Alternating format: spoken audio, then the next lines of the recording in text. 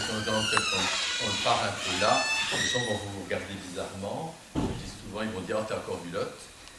L'autre pour moi. Il faut le mettre à la sauce de tous les jours. D'accord? La communication non violente, c'est une façon d'être à soi-même et face à l'autre. Et donc, ça veut dire d'abord prendre soin de soi. Et d'abord avoir de l'empathie pour soi. C'est une discussion aussi une bombe pour quelques mois. Plus vous allez être dans une bientraitance à vous-même, plus vous allez offrir cette bientraitance à l'enfant. Si vous voulez changer de communication, il faut que votre intérieur soit plus en travaux. Que ça soit bien propre. C'est un outil quand même, une philosophie qui a été créée par un monsieur qui s'appelait Marshall Rosenberg. Il nous a quittés il n'y a pas si longtemps que ça, l'année dernière, il y a 2 ans, en février de l'année dernière. Un grand monsieur en Europe, c'est Thomas d'Azambourg. Et donc vous pouvez découvrir ses ouvrages qui s'appellent entre autres Cessez d'être gentil, soyez vrai. Vous pouvez le trouver sur Internet, sur YouTube. C'est un monsieur qui dégage énormément de choses. Voilà, c'est comment peut avoir de l'empathie pour soi, écouter ses émotions, écouter les besoins qu'il y a derrière ses émotions et mettre en mots. Et quand un enfant est entendu avec empathie dans ses émotions et dans ses besoins, le ballon se dégonfle. Il va déjà mieux. Aussitôt que vous mettez en mots l'émotion et le besoin, l'enfant se sent entendu. Et c'est ça qui donne de la force à l'enfant pour faire face au monde. Alors je donne toujours un exemple, il y a peut-être déjà 2 ans qui l'ont entendu. Il y a une grande différence, la communication. Voilà. Si vous avez un petit gamin de 10 ans qui rentre de l'école et qui dit « Maman, maman, maman, il n'y a personne qui joue avec moi à l'école. » Je ne sais pas si vous avez déjà entendu cet exemple. Oui. Maman va dire « Oh, viens ici, mon petit chéri, mais tu sais bien que t'es bien. » Non, on m'a traité de fille à l'école. Maman m'a traité de fille à l'école. S'il va voir sa mère, il va dire « Oh, viens ici, mon petit chéri, tu sais bien que t'es pas une fille. » S'il va voir son père, ça va donner autre chose. Papa, t'es une fille à l'école. Quand vous faites ça, vous n'êtes pas en train de sécuriser votre enfant et vous n'êtes pas en train de lui donner des forces pour affronter le monde. Parce que vous lui donnez des solutions qui sont dehors et pas dedans. Et quand on est dans la communication non violente, on va écouter ce qui se passe à l'intérieur de lui. Et donc éventuellement, ça pourrait donner « Oh là là là là, ça doit être douloureux. Oh là là là, ça doit faire mal. Et tu as besoin que ça s'arrête, ça. » On va chercher des solutions. Et bien quand une maman ou un papa fait ça, l'enfant il dit « Waouh, ça y est, j'ai été entendu. Et donc je vais pouvoir faire quelque chose avec ça. » C'est ça la communication non violente. Plus vous allez être dans ce projet-là avec vos enfants, plus vous allez renforcer leur autonomie et leur sécurité intérieure. Et ça commence dès qu'ils sont tout petits, dès la crèche. Voilà les grands principes de ce qu'on appelle la CNV et le langage girafe. Le langage girafe, parce qu'on dit aussi que la communication non violente, c'est le langage du cœur. Et la girafe est le mammifère qui a le plus grand cœur. Et elle est aussi très très grande. Je ne vais pas ramener la marconnette, d'habitude je la sors. Et la girafe peut regarder de manière très objective ce qui se passe, que le chacal, la différence de la girafe et du chacal, il aura des pâquerettes qui ne voit pas grand-chose et il aboie. Qu'est-ce que tu as encore fait? Enfin, même si je joue un peu fou, je n'ai pas de bâton quand je reçois. Mais voilà. Tu as encore fait ça, tu es infernal, tu ne tiens pas en place. Et ce n'est pas que les parents qui utilisent ça. Parce que les parents maintenant sont assez vigilants. Mais on a un monde comme ça.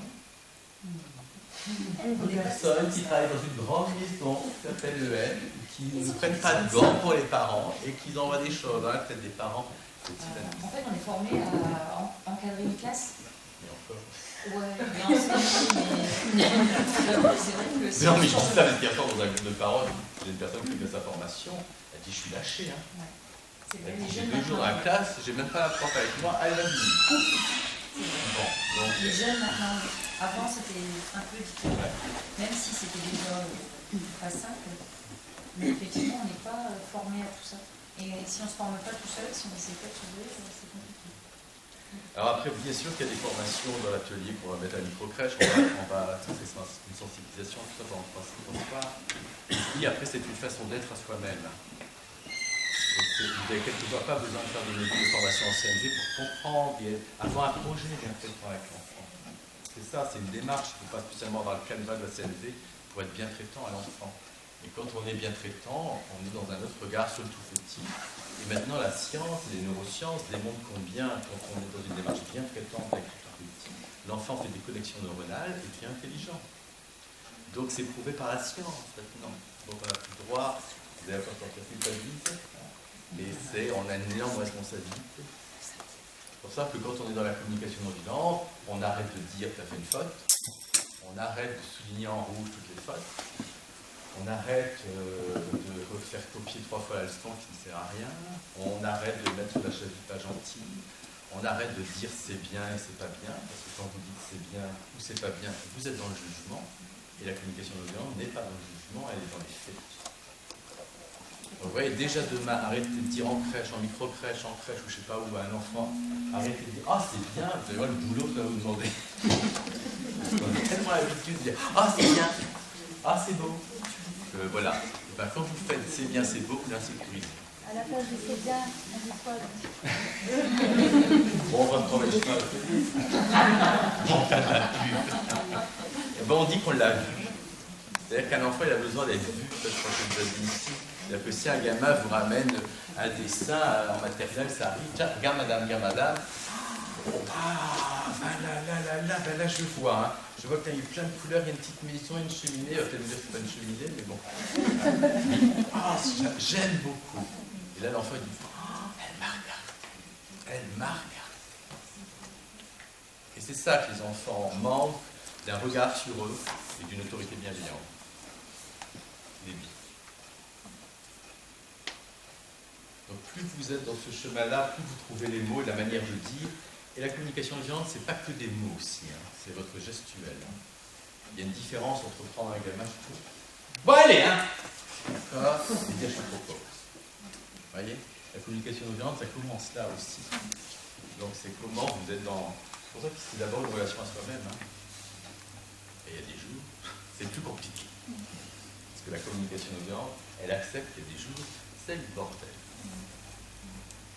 Puisque la communication violente, c'est d'arrêter de vous sentir coupable, justement. Parce que la culpabilité, elle vous réveille, ça vient encore du passé. Au moment où vous dites, c'est pas bien, tu pourrais faire mieux. Donc vous l'avez tellement ancré, ce truc-là, que la culpabilité revient. Et quand vous sortez de rencontres comme ça, ben vous sentez encore coupable. Vous n'avez pas à vous sentir coupable, vous faisiez ce que vous pouviez. Vous pouvez. Par contre, maintenant, responsabilisez-vous. Prenez la route.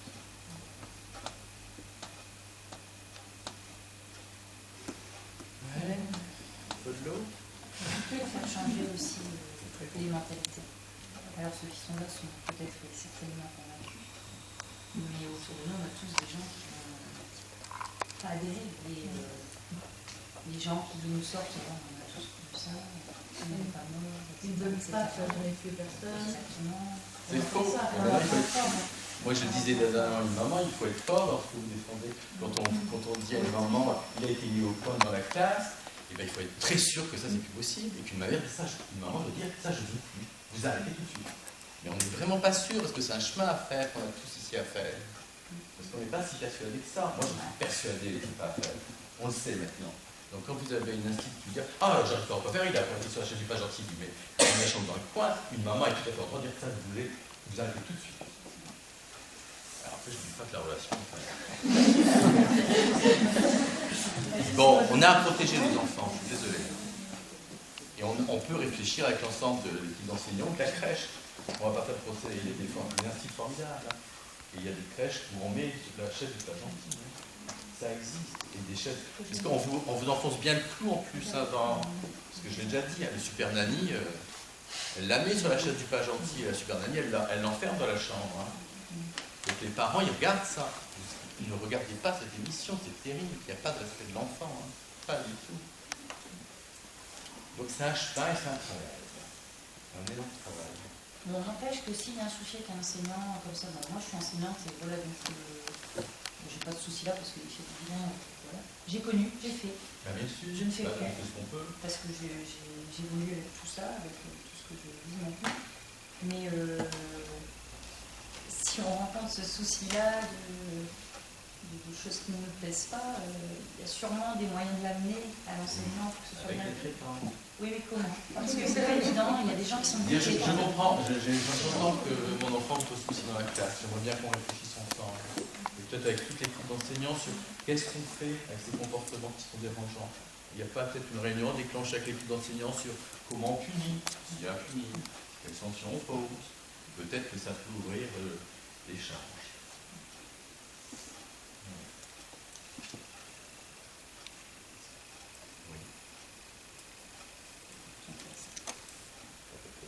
Oui, parce que quand vous prenez le chemin du langage girafe, vous n'avez quasiment aucun droit à l'erreur. Parce que si les gens savent que vous êtes un peu dans ce chemin-là et que par moment vous êtes chacal, parce qu'on reste humain, par moment, vous avez tout le monde qui dit « Ah ! Toi qui défends la girafe !» Ben oui, parce que quelquefois il y a des jours, c'est plus compliqué. Quand vous travaillez en crèche et qu'à 6 heures, il y a encore un gamin qui fait, comme on dit, une grosse bêtise. Il faut être à l'aise, quelquefois, et donc là, ça nous échappe. Quand on a une classe de 35, de 8 heures jusqu'à quelquefois 16 heures, à 16 heures, il faut observer. C'est compréhensible tout ça. Donc c'est comment on prend soin de soi. D'accord ? Et nos enfants sont compliqués, je vous l'ai déjà dit, parce qu'on les met dans les conditions qui sont compliquées. Et donc vous souffrez aussi parce que les conditions pour les enfants sont compliquées. Vous dites on redevient chacal par moment parce qu'on reste humain. Parce qu'on reste humain. C'est justement parce qu'on reste humain. Ah, c'est ce que vous avez dit. Ah bah, c'est un comportement humain ou c'est dû à notre éducation? C'est dû à l'éducation, vous avez déjà fait le melon. Non, je pense que quand on arrive au monde, on est tous des girafes. Et que l'éducation nous transforme, et je l'ai déjà pu le dire, nous transforme en chapeau. Et quand on parle de la politique de l'enfant roi, c'est ce qu'on entend beaucoup en ce moment, c'est aussi parce que justement les parents ont entraîné tout leur passé, qui ont pu arriver à passer les enfants. Je pense que ça appelle plusieurs choses, parce que je dis souvent, être parent maintenant, c'est beaucoup plus compliqué qu'avant. Hein? Parce que les enfants sont surstimulés. Ils sont surstimulés dès le matin.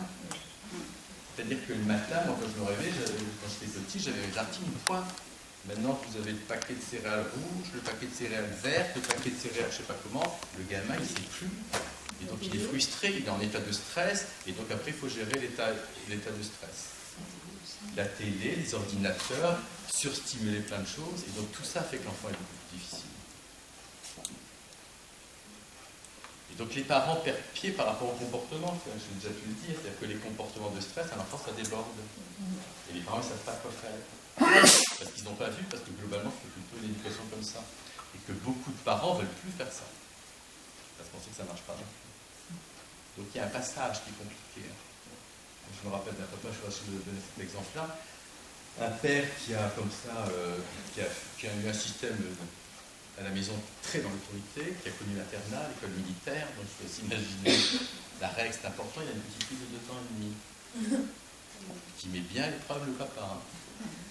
Mais il est un peu paumé, c'est-à-dire qu'actuellement il est en train de travailler sur cette autorité, entre qu'est-ce que je lâche, qu'est-ce que je lâche pas, c'est compliqué pour lui. Parce qu'il dit, si je ne fais pas ça, qu'est-ce qui va se passer? Parce que ce qui vous fait perdre pied, c'est que bien souvent, vous êtes dans l'anticipation négative. Mais qu'est-ce que ça va donner plus tard? Non, vivez le temps présent. Et donc cette petite fille de 2 ans et demi, vous pouvez bien l'imaginer, trop de lumière, un soir, l'hiver. Trop de lumière, si j'ai mal aux yeux, il faut faire de la lumière. Donc la mère, elle dit, on a mangé dans le noir.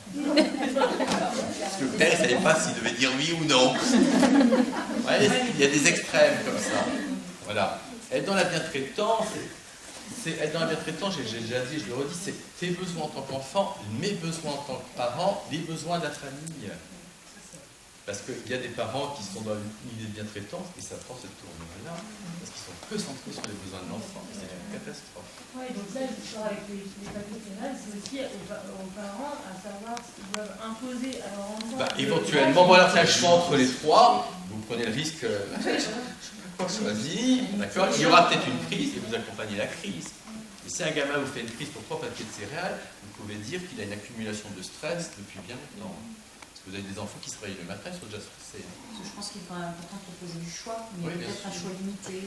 Oui, Ouais. parce qu'après, les enfants, à cet âge-là, où ils peuvent choisir en fonction de leur goût, mais pour plein de choses aussi, parfois, on leur demande un choix. Je pense que c'est... Enfin, après, c'est une question, c'est pas par rapport à ce que je pense, voilà, mais quelque part, parfois, ils n'ont pas les éléments qui leur permettent de déterminer le choix Mais qu'ils bien vont sûr, faire. c'est compliqué. Et donc, je pense, enfin, est-ce que... Et c'est très compliqué à 2 ans et demi quand vous dites tu veux ça. Enfin, dans un spectacle, dans un des spectacles qui s'appelle l'ABCDR de 3 ans, il y a une scène où tu veux des cookies ou des BN.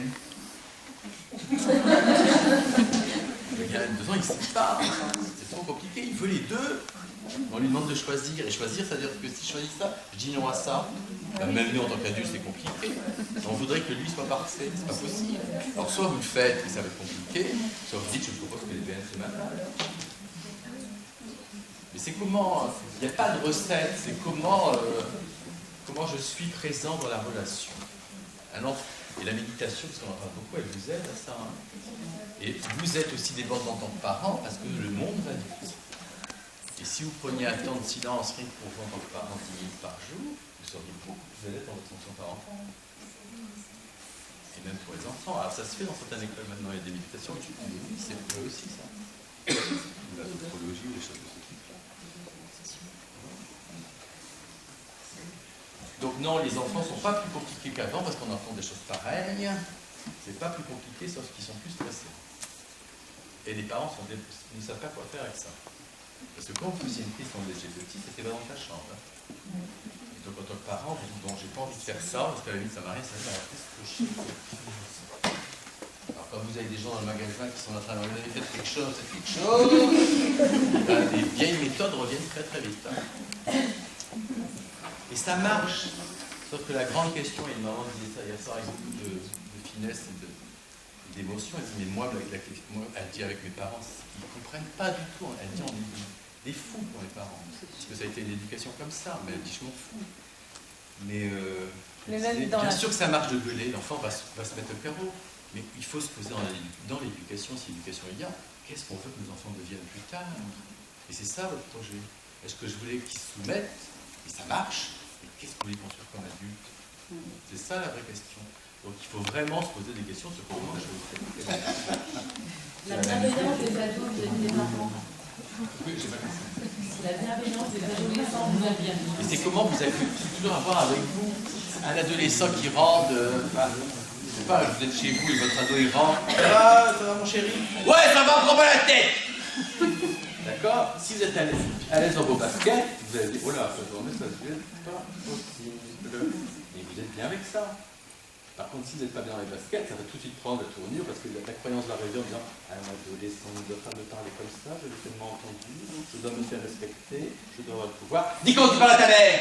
Et là, ça va finir toute la soirée. Et on peut dire comment tu parles à ta mère, mais en bien traitant. Donc oui, bien sûr. Comment on accueille tout ça? Comment on reçoit ça? Aussitôt que ça touche quelque chose, vous perdez pied. Hein. Et vous risquez vite de partir. Donc ce que j'appelle le triangle chacal, et très vite démarrer dans le chacal. Ah, puis on ne peut pas mettre sur pause. Hein. Oui, voilà, on peut pas être sur pause. C'est bien ça. Ouais. Parce qu'il y a des fois, ça sort plus vite, et puis on dit non, On a le droit d'en reparler aux enfants. Oui, voilà aussi. Et après se dire, tiens, moi aussi, ma journée de dépression. Voilà, et qu'est-ce que je fais aussi pour que voilà, ça soit plus léger. Et vos enfants ont cette capacité de vous remettre dans une énergie lente. C'est-à-dire qu'avec les tout petits, il faudrait quasiment, je le dis à tous les parents, mais reprenez du temps avec eux le soir. Vous rentrez de la crèche, vous rentrez de l'école maternelle, asseyez-vous par terre, faites des mandalas, faites des poches, faites quelque chose, mais recréez du lien. Ils ne vous ont pas vu pendant 8 heures. Donc tout ça, ça contribue à la communication non violente et à la bientraitance.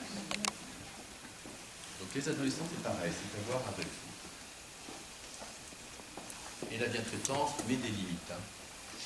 Pose des règles. Mais bientraitance. C'est pas du actif. Quand on parle de ça, souvent, je donne des conférences il y a une semaine à Bavé, il y avait des élus dans la salle. Les élus ont une psychologie particulière. Et donc je sentais que je partais des choses et je regardais comme ça en biais. Et je me dis, je dois dire celui-là. C'est le monde des bisous. Donc à un moment donné, j'ai un peu parlé de règles, de ceci, cela. Donc j'ai dit que ça s'est apaisé. Et c'est vrai que l'élu est venu me voir après et elle a dit,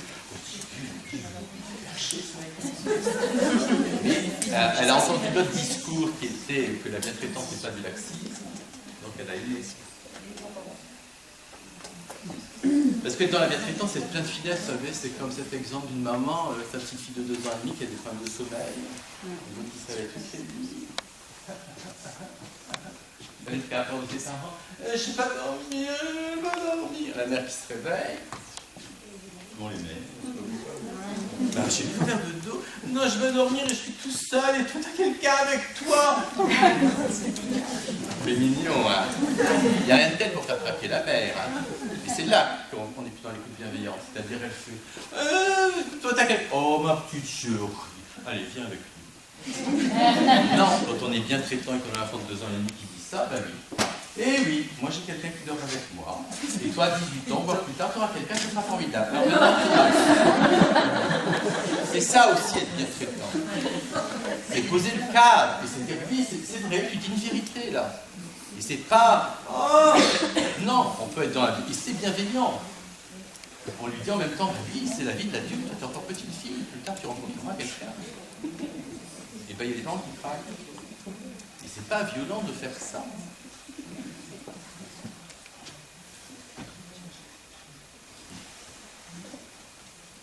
Oui. Moi j'avais une question hyper concrète. Un truc que j'ai changé depuis qu'on t'écoute. Avant, je faisais pour associer mes enfants aux tâches de la maison. Espèce de planning, point vert, machin, point rouge. J'ai arrêté. Et c'est le bordel. En t'écoutant, j'ai arrêté. Mais alors voilà, on a mis en place de leur initiative. Je leur ai dit, mais qu'est-ce que vous pouvez faire pour aider maman? Vous allez réfléchir toutes les 3 et vous allez faire des propositions. Donc elles sont revenues 4-5 jours plus tard. Je trouve ça merveilleux parce qu'elles avaient tout listé ce que je faisais à la maison, c'était énorme. Les carreaux, la vaisselle, machin. Je dis non, c'est pas ça. Des trucs très simples.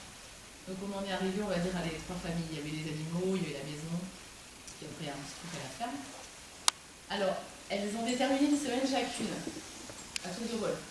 Mais du coup, le travers de ça, alors j'ai dit super, on va faire comme ça, je vous félicite, nan. Et bien, quand elles ne sont pas de semaine et qu'il y a un truc, je dis, mais au fait, les lapins n'ont pas eu à manger. Ah, c'est pas ma semaine. Je dis, oui, mais ils vont pas mourir, les lapins. Ils n'ont pas eu à manger. Oui, parce qu'ils aiment bien les choses organisées. Donc voilà. on peut se remettre autour de la table. Non, mais là, je peux le faire tous les 2 jours maintenant. Mais oui, mais on peut parler d'un autre projet qui a peut-être besoin de coopération. On a besoin de coopération parfois la semaine où on reparle de ça. C'est-à-dire que peut-être la décision que vous avez prise n'est peut-être pas la bonne, parce qu'une semaine c'est trop long. Et donc comment on peut réorganiser? Parce que j'entends que quelquefois le lapin ou le chien ou je ne sais pas qui n'a pas à manger, qu'est-ce qu'on fait? Donc on a peut-être à reparler de ce fonctionnement que vous avez posé. Et puis, alors il y a ça, et puis après c'est, alors dans notre, comment dire, une façon de les élever, on leur dit, voilà, si tu veux gagner ta vie plus tard, il faut travailler, nanana. Et donc quand on leur demande... Et alors, du coup, quand on leur demande un service, c'est, combien tu me donnes? 1 euro pour mettre dans la vaisselle,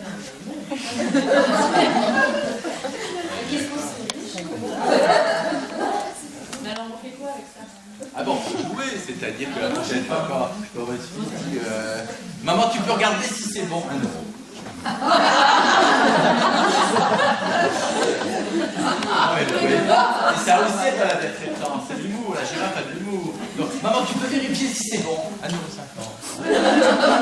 Ça peut aussi faire réfléchir. Aussi,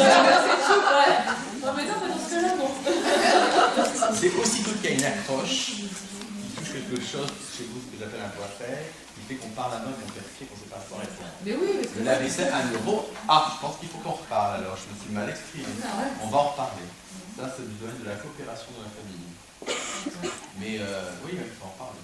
Ils sont forts, les enfants, pour toucher nos incohérences. Ils adorent le sens. Ils adorent le sens. Donc, quand ça n'a pas de sens, Et ma réaction première était tu ne réponds pas. Et avec le doigt, hein, vraiment comme ça. Tu ne réponds pas, tais-toi, je ne veux pas t'entendre. Et là, je me dis quelle horreur. Quelle maîtresse je suis et pourquoi je fais ça. Et en même temps, je crois que je perds tellement patience avec ce petit que je ne dis plus en fait. Enfin, vraiment, c'est ça avoir l'empathie pour soi. Dire pourquoi je manque de patience, il m'agace, il m'énerve. Quel est mon besoin derrière? Je vais aller chercher mon besoin qu'il y a derrière et pourquoi j'ai ce besoin-là? Tiens, est-ce que c'est un besoin de l'ici et maintenant ou est-ce que c'est un besoin qui arrive de très très loin encore? D'accord? Et c'est faire ce travail-là en tant qu'institut. Et plus vous allez faire ce travail-là, plus vous allez trouver des outils pour faire face. Parce que c'est pour ça, c'est ça les points faibles. Je suis un type, je dois quand même avoir une autorité. En plus, je me fais péter dans le jaune. Qu'un gamin qui me dirait je t'aime pas, je viens pas. Et ben d'accord, alors. Ça pourrait être ça aussi. D'accord? Ça pourrait être oh là là, c'est un câlin. Ce qui me vient plutôt, c'est s'il répond à 2 ans et demi, qu'est-ce que ça va être là? Mais non. Ben, c'est pas vrai. Ouais, je le sais. En plus, c'est sûr de penser comme ça. Mais vraiment, Peut-être pas. je sais pas quoi lui dire à ce moment de faire comprendre que. C'est en temps, tu lui dis quoi? Il dit je viens plus. Eh ben je viens plus. Il dit à sa maman. Qu'est-ce que vous avez dit avant? Ah ben en fait, je sais pas, j'ai dû lui demander de ranger. Je pense, hein, c'est un truc basique. Hein. Et si on dit allez, on range, les enfants qui s'étagèrent, ils n'aiment pas. Par contre, si on dit les jeux retournent sur les étagères, c'est vrai qu'on fait il n'y a pas un ordre. Mais un tout petit qui est dans sa petite opposition, ou d'identité, allez, on range. Par contre, on remet les jeux sur leur étagère, et sur les étagères, il y a les petits dessins en plus, on envoie et on remet. Voilà. Ou j'ai besoin de ta coopération, et ben c'est pas pareil, je peux dire on range. Et donc ça tient quelquefois sur des petites phrases comme ça. Après, bien sûr qu'il y a peut-être aussi quelque chose à creuser avec ce gamin, mais quelquefois quand vous changez votre système relationnel, il se passe des trucs. Parce qu'il ne le fait pas avec nous, il le fait avec sa maman aussi. C'est rassurant. Enfin, voilà. Oui, non, mais ça me rassure. Donc je suis pas même pas si nul. Non, tu es en position avec moi. Est-ce qu'il y a quelque chose que je fais avec lui qui passe pas? Mais en fait, ouais, ça me rassure qu'il le fasse aussi à la maison. C'est d'aller dire qu'est-ce que je chante, pourquoi je chante ça? Je ne devrais pas être si agacé que ça. C'est un petit gamin qui souffre certainement. Parce qu'à 3 ans, on a envie d'aider la maîtresse, on a envie que son bien, la maîtresse. Donc si c'est là-dedans, c'est qu'il n'est pas bien. Et donc, qu'est-ce qu'il veut dire? C'est pas normal que je perde pied quand un autre perd pied. Donc, simplement, quelquefois, toi, t'as un besoin d'un câlin. Ou simplement, ce que je disais, je dégonfle le ballon, c'est oh là, je t'ai contrarié. Hein, t'as pas aimé quand je te dis ça? Ah, je suis entendu. Et quelquefois, il passe. Il y va. Donc, c'est vraiment à voir avec. Qu'est-ce qu'on fait? Je vous avais déjà raconté cette histoire de prof qui avait des gamins entre 16 et 17 ans. Il était en train d'écrire au tableau, je sais pas, le cours, et d'un coup, il attend au fond de la salle. Ta mère, c'est une pute! Excusez-moi, c'est le droit à la salle. Et la tienne aussi! Et en tant que prof, il dit merde, qu'est-ce que je fais? Autorité proviseur, souvent, bon, les deux là-bas, il faut oser, hein. Mais les profs connaissent bien leurs gamins et leurs élèves, hein. Et donc, il faut oser des trucs comme ça. Moi, je connais une prof qui a dit, elle a osé. Et je pense que 14 ans, je crois, une famille qui a traité ça à la hein, cette grossièreté-là, la prof a dit, c'est pas ta mère. Hein.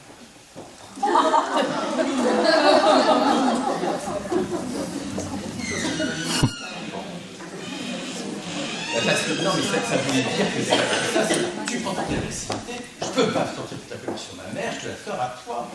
Quand on a des classes d'adolescence, c'est ça qui se passe. Vous avez toute l'agressivité qui ne peut pas sortir de leur temps.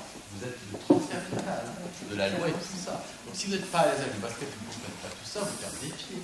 Moi, quand je travaillais dans un collège avec des 6e et 5e, normalement, ils devaient nous attendre dans le couloir, parce qu'ils étaient dans la salle déjà. Donc avec la prof, on ne comprend pas, je dois-il comprendre, et vous aviez 6 gamins devant les vitres en train de regarder dehors. Et donc la prof dit, bon, le cours commence, s'il vous plaît. Et d'un seconde, on entend les gamins faire, ah là! Je dis, qu'est-ce qu'on a dit? C'est simplement le cours commence. Et donc la prof a fait comme ça. Mais qu'est-ce que j'ai dit? Ça doit plus commencer. Alors les gamins, ils ont ri, ils ont fait s'asseoir. Et c'est ça qui rééduque, entre guillemets, des bonnes manières. C'est certainement pas... Ça suffit maintenant que les chevaux, comme vous avez. Ça, c'est les méthodes d'antan. C'est pas comme ça. Ça joue l'obéissance. Vous jouez de votre pouvoir. Quand on joue de son pouvoir avec les gamins...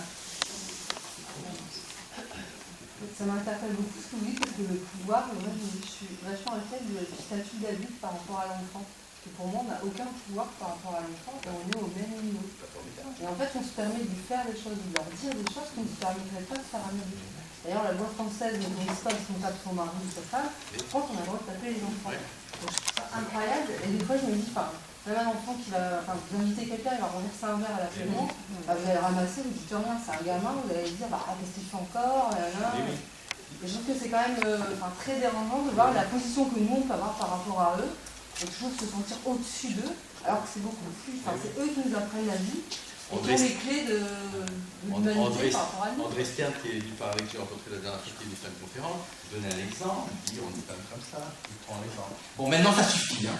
T'as compris? Vous voyez pas le lien, on ferait pas ça à un adulte. Un adulte, on serait plus ou moins ici, puisqu'on a notre. Également, on est carrément sur le niveau. Vous voyez pas? C'est sûr qu'on est mal, hein, quand on dit ça. Et on sait maintenant, je parlais d'éducation, mais on sait maintenant, je dis souvent, un enfant ne s'éduque pas, il apprend par imitation. C'est-à-dire qu'on sait qu'on a des neurones miroirs dans cette tête. C'est-à-dire que quand il vous voit faire, la même neurone se branche dans sa tête. Donc si vous gueulez, il apprend à gueuler. Si vous tapez, il apprend à taper. Si vous faites ça, vous lui apprenez ce pouvoir-là. C'est pour ça que l'enjeu est important en tant qu'adulte. Il ne faut pas culpabiliser, accepter les moments où c'est la merde, mais accueillez ces moments quand je dis aux parents. Ne refusez pas de les voir, dire merde, accueillez cette partie d'ombre. Accueillez-la pour l'instant, hein. Elle va partir. Si vous l'accueillez. Moi, je suis en tant qu'enseignant, quand une fois ça va pas, je le dis, oui, ça va pas. Et tout le monde est prévenu. Il faut mettre une tenue particulière. Des fois, ils me disent aussi, hier ça n'a pas été, les amis, ça va pas, parce que tu travailles pas, tu travailles pas, comment tu vas travailler, ça va se passer, on n'est pas disponible, c'est tout. On ne s'accorde pas d'erreur, c'est toujours pareil, c'est d'erreur, de l'expérience, montrer ce qui ne va pas. Alors dans Kim Deston, on a aussi montré que c'est pas si facile que ça, parce que vos enfants sont plus éduqués par, entre guillemets, si on regarde ce mot-là, par des gens extérieurs que par vous. C'est-à-dire qu'on est dans une société où les enfants passent plus de temps avec des travailleurs sociaux, des animateurs qu'avec leurs parents. C'est-à-dire qu'après, il faut ramasser. C'est-à-dire que la petite fille ou le parent, le père dit « Oh là là, j'aimerais bien que tu m'expliques, là je ne comprends pas pourquoi tu te trouves douce », il lui dit pas faute. Hein. Elle entend faute, parce que ses oreilles sont déjà déformées. Et donc c'est comment après en tant que parent on récupère ça. Et je vous assure que les parents le soir, que ce soit à la crèche ou à l'école, ils doivent récupérer des choses pas simples. Hein. Vraiment. Et c'est pas une question de méthode, que ce soit Montessori, De Crony, Freinet ou je sais pas quoi, c'est une question d'attitude. C'est-à-dire que vous avez des gens en Montessori, c'est n'importe quoi, vous avez des gens dans le service public ou privé, mais c'est des bonheurs de voir travailler ces instituts, ces ingénieurs. C'est vraiment un travail d'ingénieur. Non, mais c'est un travail d'ingénieur aussi. Et les gens de crèche, c'est vraiment leur attitude. Et donc il faut travailler sur vos attitudes.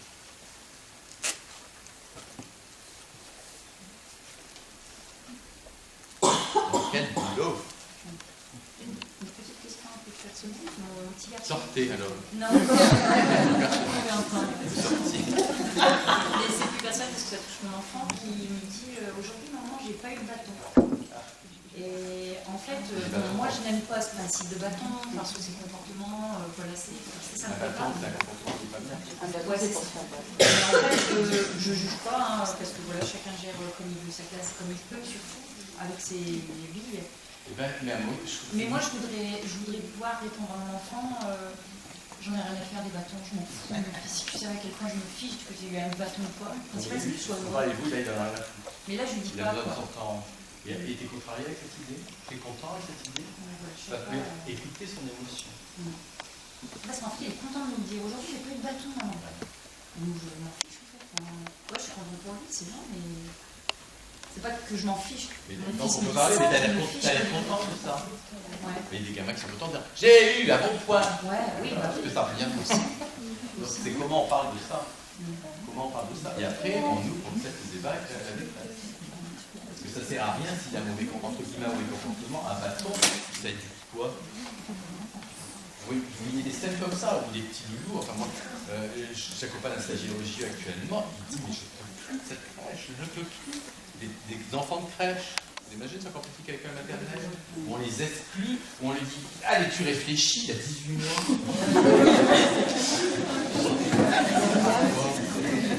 À quoi? Ils appellent ça le hors-jeu. Ils appellent ça le hors-jeu. On le met hors-jeu. Le jeu, je ne sais pas comment vous l'écrivez. Hein. D'accord?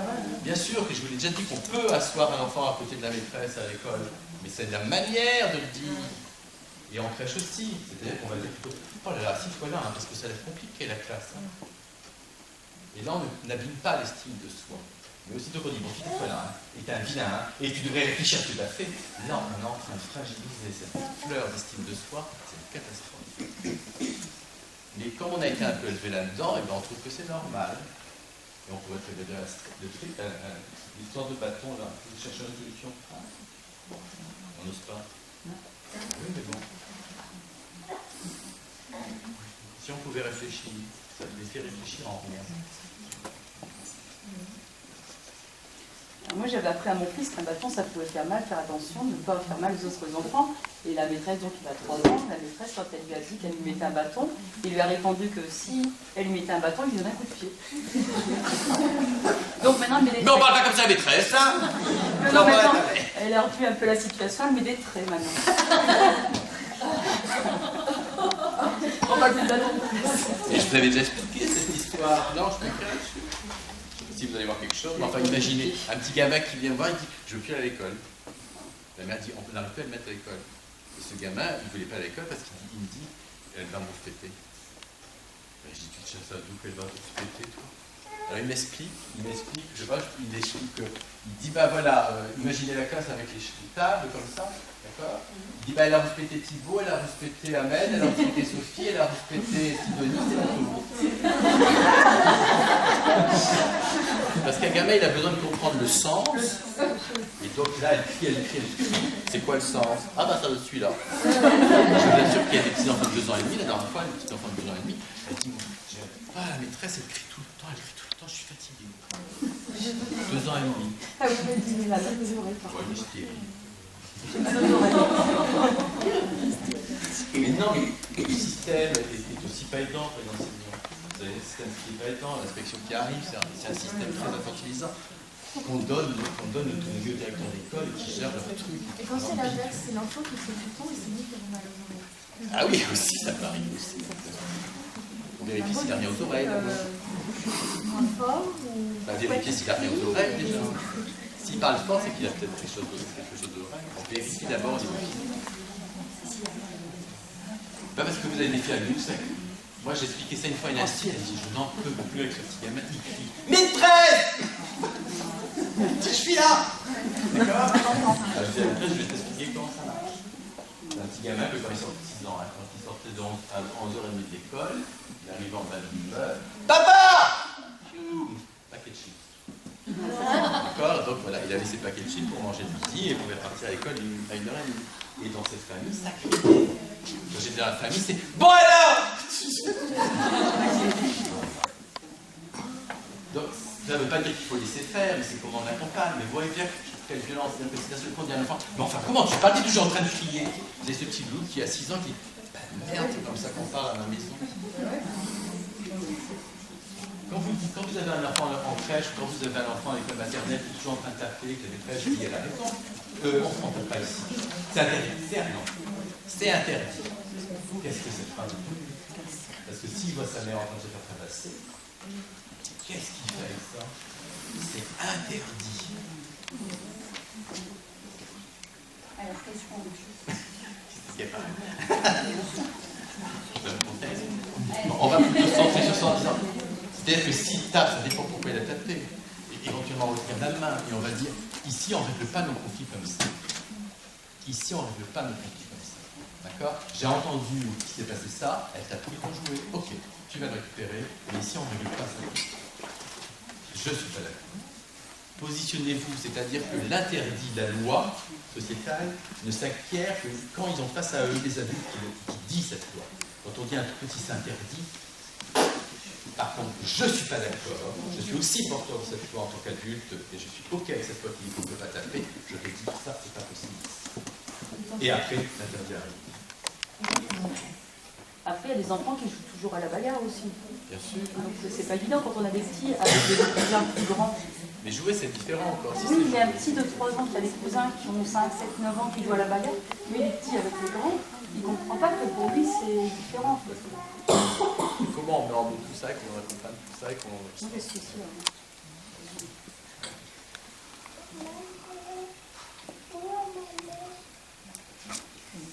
On est d'accord. C'est votre réflexion. C'est comment vous pouvez vous mettre en route. Et moi, je pense, vous savez, les utopiques changent le monde. Donc, changeant le monde, soyez utopique à M. Renard 3. C'est-à-dire que plus on va réfléchir à cette éducation-là, et sans faire politique, regardez actuellement nos présidentielles, personne ne parle de l'éducation, ou très peu, et personne ne parle de la petite enfance. C'est de la garde. L'éducation commence à l'école maternelle. On nous demande de faire des cours d'éducation morale et civique. Ouais. Je veux dire, quand on regarde ce qu'ils font là, c'est quoi ce modèle? Il n'y en a pas un qui s'est écouté, il n'y en a pas un qui... Non, je veux dire, on ne nous voit pas faire des cours comme ça. Alors nous, d'être exemplaires. Mais tout à fait. Non, je veux dire, c'est incroyable. D'aller expliquer à quelqu'un qu'il faut être honnête, il faut de l'argent, il faut... c'est pas possible, quoi. Enfin, faut que les adultes, à un moment, ils sont trop... se remettre en question, c'est Ouais. pas... Moi, tous ces cours, il y a dans certaines écoles, vous avez les classes citoyennes. Bah ouais. Alors, sauf que 5 minutes avant, ils étaient dans la cour de l'école, que ça se battait, que la SEM a réglé comme elle a pu, en gueulant dessus, je sais pas quoi, et après on va leur apprendre liberté, égalité, fraternité. Ça n'a pas de sens, le gamin. Le sens des cours morales et de la citoyenneté, ça se vit dans le quotidien, dans la classe, dans la cour. Même tout ce qui est utilisation de portable et tout ça, moi, des fois, je cherche en salle d'époque quelqu'un qui parlait. Quelqu'un pour parler, oui. Il faut là... Il y en a des profs qui répondent en classe. Ah, je sais pas. Oui, bien sûr. Mais Ah en bah ouais, mais crèche, c'était urgent. il y a des directeurs de crèche qui doivent interdire le portable. Moi, j'ai déjà vu une auxiliaire en train de changer un bébé. Oh non. La directrice a dit, mais c'est pas possible. Bah ouais. Maintenant, il faut interdire les trucs, ça dans tout le sens. Bah non.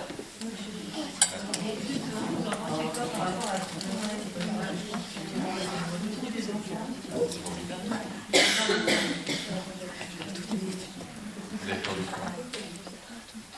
D'un manque d'ouverture sur le téléphone, Moi, je pense que tout ce qui est les techniques, l'évolution, en fait. tout ça, c'est formidable, tous ces jeux ordinateurs, c'est bien.